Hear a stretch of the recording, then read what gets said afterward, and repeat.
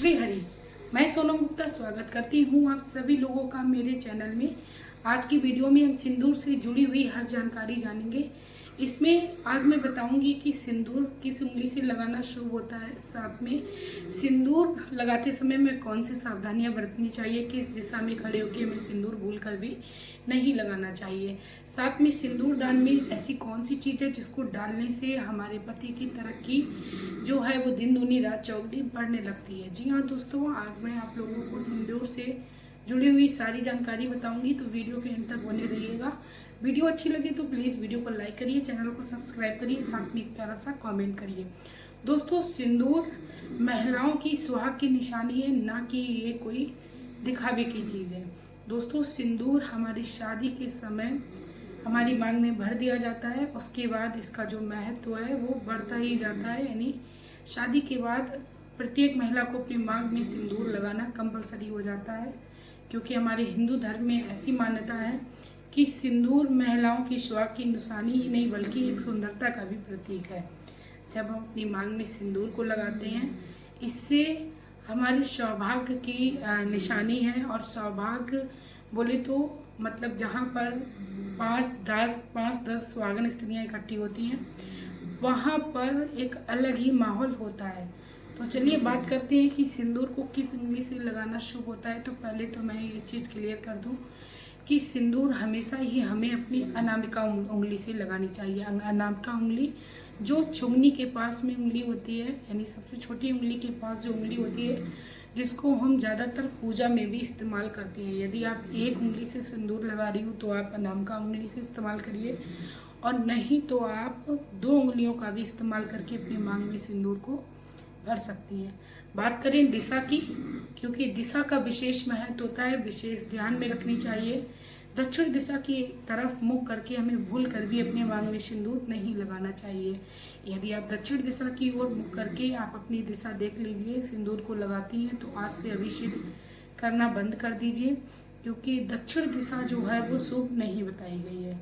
ऐसा माना जाता है कि दक्षिण दिशा की ओर सारे जितने भी काम किए जाते हैं वो अशुभ होते हैं, तो हमें इन चीज़ों को ध्यान में रखना चाहिए। बात करते हैं कि मांग भरते समय सिंदूर यदि हमारी नाक पे गिरता है या हमारे चेहरे पर कहीं भी गिरता है तो हमें क्या करना चाहिए। देखो, सिंदूर पहली बात तो जल्दी से नाक पे गिरता नहीं है, चेहरे पर गिरता नहीं है। यदि गिर रहा है तो ये आपके लिए अच्छा है। आपका जो सिंदूर है सुहाग है, वे दिन दूनी रात चौगुनी करेगा। कई लोग कहते हैं कि सिंदूर नाक पे गिर जाए तो या चेहरे पर कहीं भी गिर जाए उसे छोड़ना नहीं चाहिए, यानी छुटाना नहीं चाहिए। तो मैं तो ये कहना चाहूँगी, यदि आप सिंदूर लगा के कहीं जा रहे हो और इस तरीके से एक्टिविटी को देख करते हो तो लोग आपके चेहरे की तरफ देखेंगे। तो ऐसा कुछ भी नहीं है कि नाक पे गिर गया है तो ये बहुत शुभ है, तो आपको हटाना ही नहीं है, हटा सकते हैं आप। इसके बाद मैं जैसा कि बताई हूँ अपनी स्टार्टिंग में वीडियो में कि सिंदूर में हमें एक चीज़ हमेशा ही डाल के रखनी चाहिए, वो है कौड़ी। कौड़ी हम अपने सिंदूर में जब भी सिंदूर दान में डाल के रखते हैं तो कहीं ना कहीं माता लक्ष्मी इससे प्रसन्न होती हैं। इससे हमें सौभाग्य की भी प्राप्ति होती है, साथ में हमें धन की भी प्राप्ति होती है, यानी हमारे पति के जो भी व्यापार है उनमें भी तरक्की होने लगती है। इसीलिए मैं अपने सिंदूर को यदि दिखाऊं तो मैं अभी आप लोगों को दिखा सकती हूँ कि मैं अपनी सिंदूर में परमानेंट ही एक कौड़ी को डाल के रखती हूँ। अभी जस्ट मैं ला के दिखाती हूँ।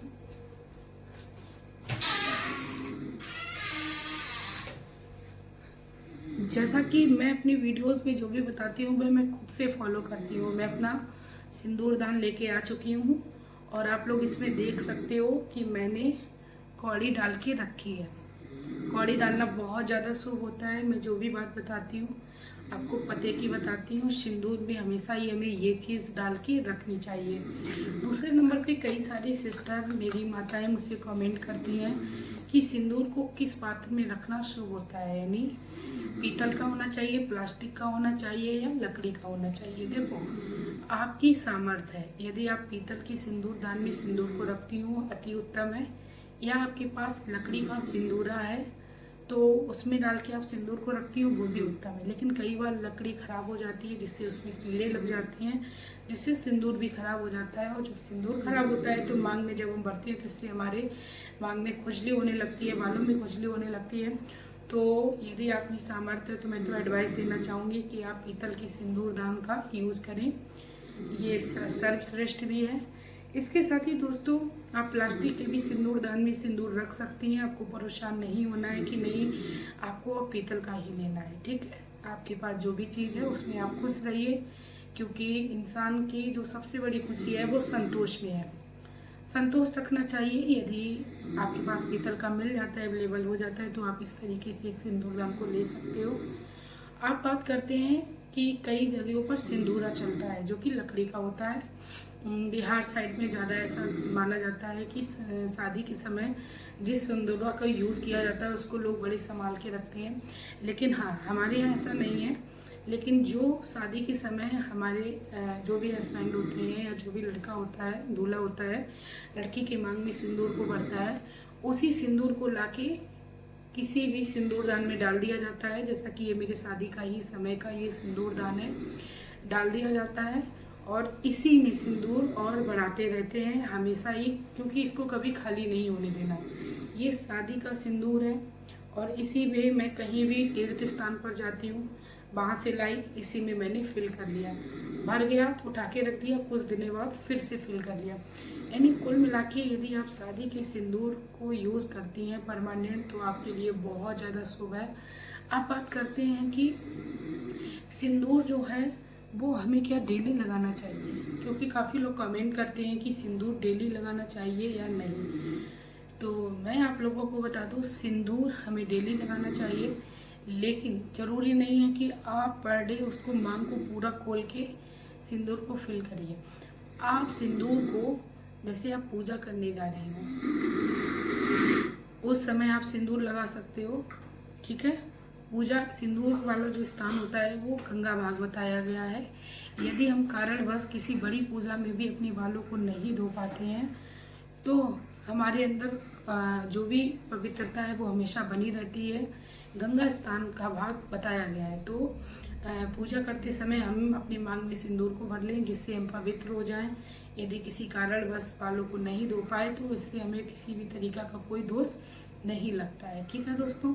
इस तरीके से जो भी सिंदूर से संबंधित छोटी मोटी जानकारी थी मैंने आप लोगों से शेयर की है, और ये जानकारी हर किसी को होनी चाहिए।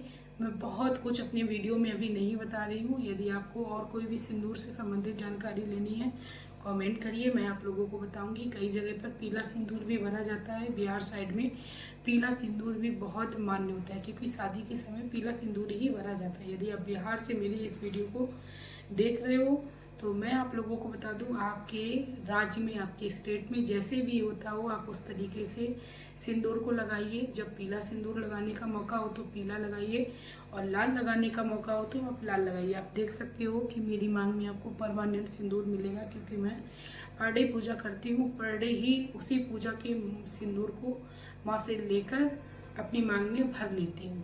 तो इससे क्या होता है कि आपको समय भी नहीं निकालना है सजने संवरने के लिए, क्योंकि सिंदूर बहुत इम्पॉर्टेंट होता है एक सुहागन स्त्रियों के लिए। तो सिंदूर आपको इस तरीके से पर डे लगाना है।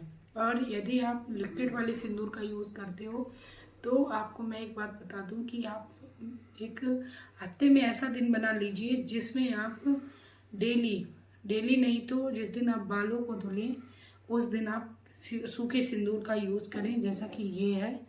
बीच में आप यदि लिक्विड वाले सिंदूर का यूज़ कर लेती हो तो फिर कोई बात नहीं, लेकिन सूखा सिंदूर एक दिन मांग में हफ्ते में ज़रूर भरना चाहिए। आई होप आपको मेरी जानकारी अच्छी लगी तो चैनल को लाइक करिए और साथ में सब्सक्राइब भी करिए। एक प्यारा सा कमेंट करिए। मिलते हैं नई वीडियो में नई जानकारी के साथ, तब तक के लिए हंसते रहिए। Thanks for watching. सिंदूर में हमेशा ही हमें ये चीज़ डाल के रखनी चाहिए।